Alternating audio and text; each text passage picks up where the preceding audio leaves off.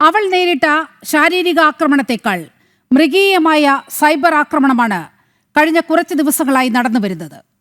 പ്രത്യക്ഷമായി ഇരയെക്കുറിച്ച് വ്യക്തമാകുന്ന പോസ്റ്റുകൾ, അതിന് താഴെ വരുന്ന കമന്റുകൾ, വിവാഹ ചിത്രങ്ങൾ വരെ വ്യാപകമായി പ്രചരിപ്പിക്കപ്പെട്ടു.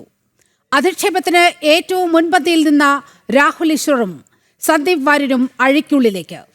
കോൺഗ്രസിൽ നിന്ന് സസ്പെൻഡ് ചെയ്യപ്പെട്ട MLA-ക്ക് വേണ്ടി പാർട്ടിയുടെ ഡിജിറ്റൽ സംവിധാനം തന്നെ സൈബർ ആക്രമണത്തിന് ആഹ്വാനം ചെയ്തു. ഏറ്റവും ഞെട്ടിപ്പിക്കുന്നത് കോൺഗ്രസിന്റെ നേതൃനിരയിലുള്ള സ്ത്രീകൾ പോലും ഈ പെൺകുട്ടിയെ അധിക്ഷേപിക്കാൻ ഒരു മടിയും കാണിച്ചില്ല എന്നതാണ്. ബലാത്സംഗത്തിനിരയായി കൊല്ലപ്പെടുന്ന ഇരയ്ക്ക് പോലും ആത്മാഭിമാനമുണ്ടെന്ന് എടുത്തു പറഞ്ഞു സുപ്രീം കോടതി. Even the dead have dignity, they cannot be named or shamed. Rahul മാങ്കൂട്ടത്തിലിനെ രക്ഷിക്കാനുള്ള വ്യഗ്രതയിൽ സുപ്രീം കോടതിയുടെ ഈ വാക്കുകൾ അഭിഭാഷകയായ ദീപ ജോസഫിന് പോലും ഓർമ്മയുണ്ടായില്ലേ? ഇതോടൊപ്പം ചോദിക്കാനുള്ളത് രാഹുൽ എവിടെയെന്നാണ്.